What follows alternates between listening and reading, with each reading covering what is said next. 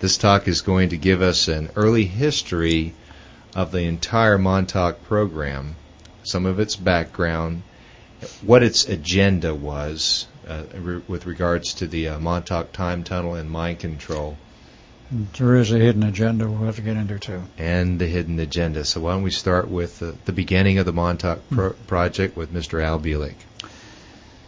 The Montauk Project, as we like to call it because of its location at Montauk Point, did not originate at Montauk Point.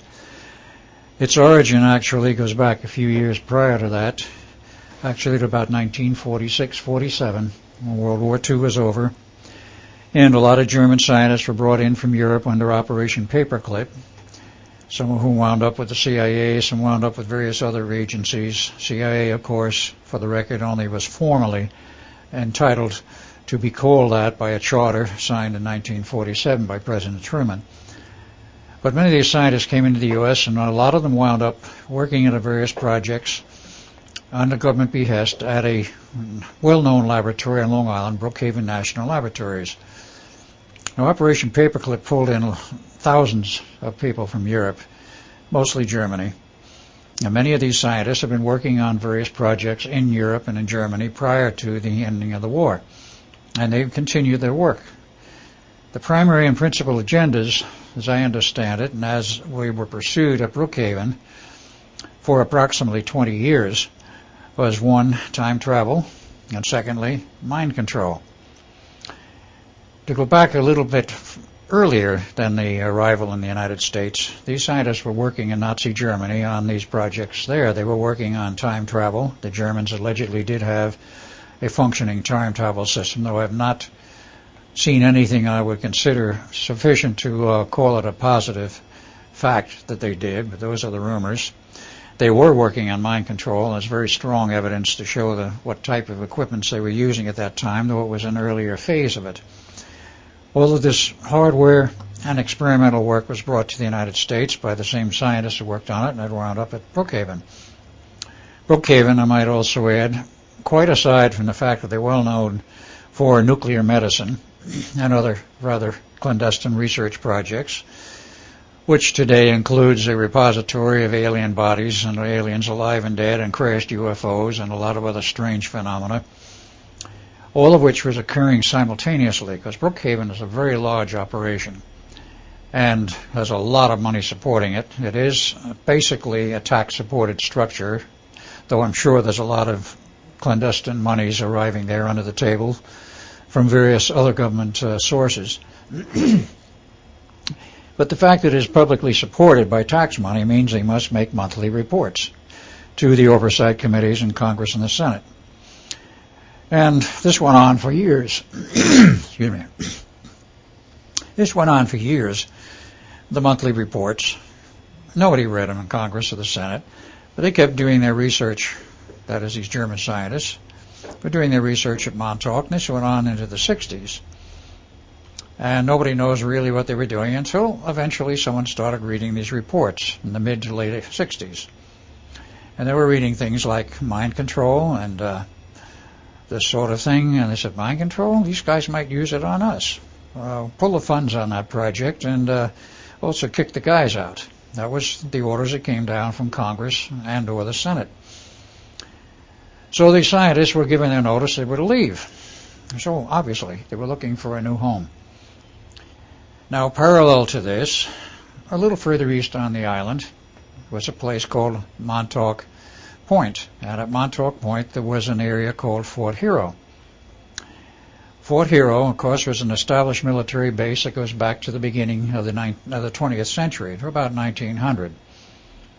Its actual history in those first years is a little bit obscure, but we know that they did establish an army base as well as a submarine base, underwater entrances for submarine pens, 2 of them. So the Army and the Navy were established sometime in the first decade of the 20th century at Montauk Point. Fort Hero was an operating base, and it became a little better known during the period of World War II because they put in coastal defense works. They had a large military installation there, the extreme eastern tip of the island. They wanted to defend Long Island in case the Germans, I'm sure they didn't expect anyone else, decided to try and invade the point. They never did, of course, though German submarines did come up there during that period, literally charging their batteries off the point during the day.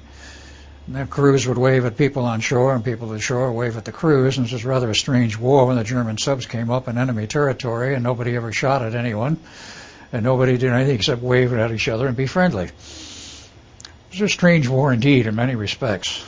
The war ended. All of these scientists wound up at Brookhaven, and eventually they were kicked out. So they were looking for a new home, and the new home turned out to be Fort Hero. They went out there, and of course, in addition to the Army, the Air Force arrived sometime around 1948-49 to work on some very interesting projects, quite legitimate and quite in the open. Namely, the Over-the-Horizon Radar Project, the first one, which was the one known as the SAGE Project, the first attempt to develop a radar system powerful enough to read objects over the horizon. It was successful. It was installed all around the U.S. One installation was made right there at Montauk, and that, of course, was the original experimental one. And then, of course, they came up with a later one, the BMUSE Project, which was a follow-on. And this was, of course, conducted in the Air Force section of the base using the same radar tower and all the other peripheral buildings and hardware they had. Got into some very powerful hardware in terms of radar systems and the driving systems for the dishes. And this went on until approximately 1968, when BMUSE was considered successful and was installed in Canada, and they started to phase out the SAGE systems.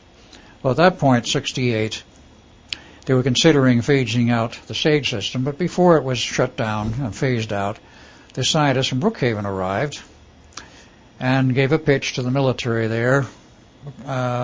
You might be interested in the research we're doing. We're looking for a new home to continue our research. Well, what are you doing?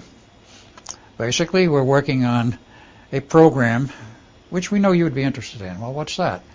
Well, suppose in a future war you had an enemy that wanted to attack you, and you could push a button, and electronically you could shut them off. In other words, they suddenly decide they don't want to fight you anymore, and the war's over.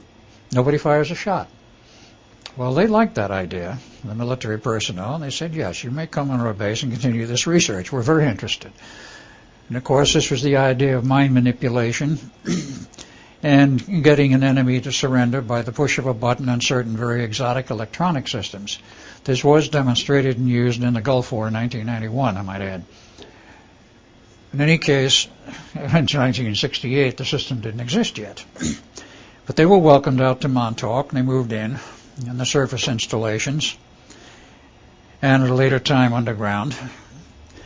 But that becomes another story a little bit later on. But they first moved in on the surface and continued their research in mind control and in the time research. And the military essentially, but not totally, moved out. When the Air Force shut down, they largely moved off the base. The Army retained some presence, and the military off and on retained a presence there, but officially the base was closed and considered surplus from 1968 onward.